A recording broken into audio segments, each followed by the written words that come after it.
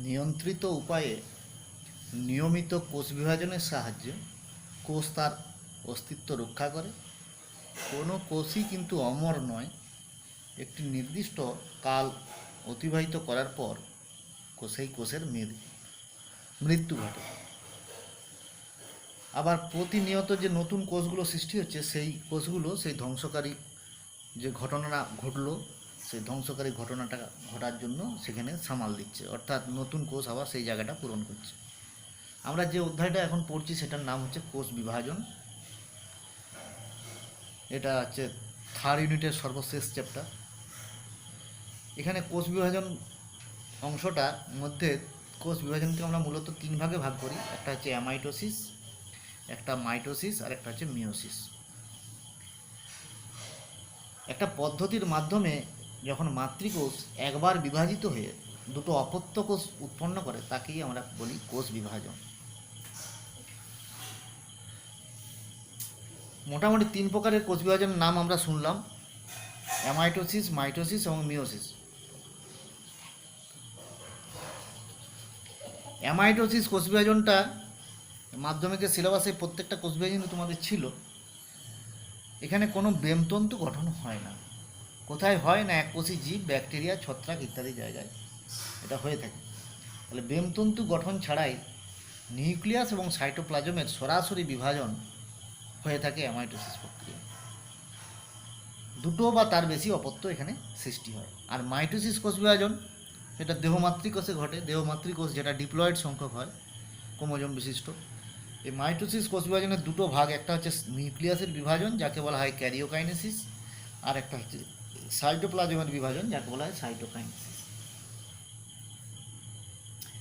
আরেকটা হচ্ছে মিওসিস কোষ বিভাজন, সেটাকে বলা হয় হ্রাস বিভাজন। এখানে মিওসিসের ফলে যে উৎপন্ন গ্যামেট, সেই গ্যামেট হ্যাপ্লয়েড হয়, আর আবার যখন নিষেক হয় সেই নিষেকের ফলে দুটো হ্যাপ্লয়েড গ্যামেট একসঙ্গে মিলিত হয়ে ডিপ্লয়েড জাইগোট সৃষ্টি করে। কেন কোষ বিভাজন হচ্ছে? না, কোষ বিভাজন হওয়ার অনেকগুলো কারণ আছে। কোষের নিউক্লিয়াসের যে ডিএনএ আছে, সেই ডিএনএর পরিমাণটা দ্বিগুণ হলে কোষ বিভাজন হয়ে থাকে। দেহে কোনো জায়গায় ক্ষতস্থান সৃষ্টি হলে সেটা পুনরুৎপাদনের মাধ্যমে বা মেরামতির জন্য কোষ বিভাজন হয়ে থাকে। বিপাক্রিয়া বেশি হলে বা আয়তন বৃদ্ধি পেলে কোষ বিভাজন হয়ে থাকে। কোষ বিভাজনে অনেক প্রয়োজনীয়তাও আছে, যে এখানে কয়েকটা পয়েন্ট আমি লিখে দিয়েছি। যেমন জীবদেহের বৃদ্ধির জন্য কোষ বিভাজন দরকার। ক্ষতস্থান নিরাময় বা ধ্বংস হয়ে গেছে এরকম কোষের পুনর্গঠন করার জন্য কোষ বিভাজন দরকার। গ্যামেটের সময় মিওসিস কোষ বিভাজনের ফলে আমরা জানি গ্যামেটে ক্রোমোজোম সংখ্যা অর্ধেক বা হ্যাপ্লয়েড হয়। আবার নিষেকের ফলে ডিপ্লয়েড জীব সৃষ্টি হয় যাদের ক্রোমোজোম সংখ্যা 2n সংখ্যক। তাহলে এটার জন্য আমাদের কোষ বিভাজন প্রয়োজন হচ্ছে। মিওসিস কোষ বিভাজনের ফলে গ্যামেট গঠিত হচ্ছে, যৌন জনন হচ্ছে। মাধ্যমিকের সিলেবাসে ছিল অণু বিস্তারণ, সেক্ষেত্রে মাইটোসিস কোষ বিভাজনের গুরুত্বপূর্ণ ভূমিকা আছে। আর এই কোষ বিভাজন হলে কি হয় না, কোষের সংখ্যাটা বাড়ে। মাতৃকোষ বিভাজিত হয়ে অপত্য কোষ সৃষ্টি করে। আবার আমরা দেখেছি মাতৃকোষের বৈশিষ্ট্য অপত্য কোষে সঞ্চারিত হয়। তাহলে এরকম কিছু কিছু কোষ বিভাজনের গুরুত্ব বা প্রয়োজনীয়তা রয়েছে।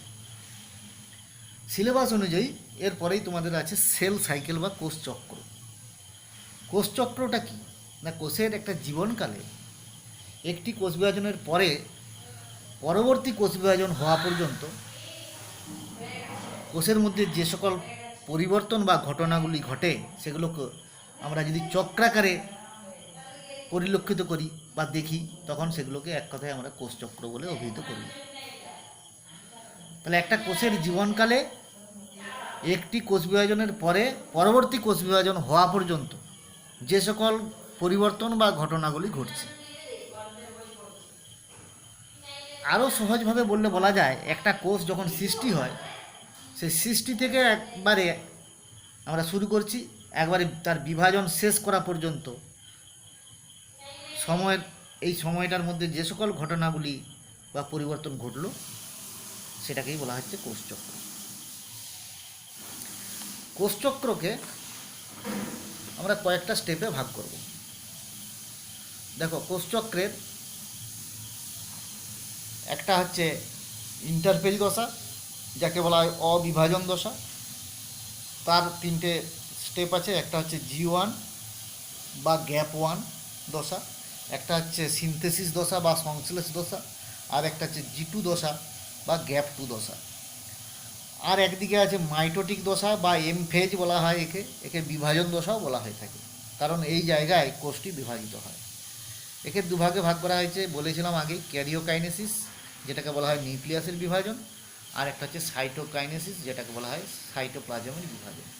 এই ক্যারিওকাইনেসিস আর সাইটোকাইনেসিস এগুলো অংশগুলো বা G1 S G2 এগুলো সবই মাধ্যমিকের সিলেবাসে ছিল। এটাকে ভাগ করা হয়েছে প্রোফেজ, মেটাফেজ, অ্যানাফেজ, টেলোফেজ। মনে রাখার খুবই সুবিধা, প্রধানমন্ত্রীর অনেক টাকা।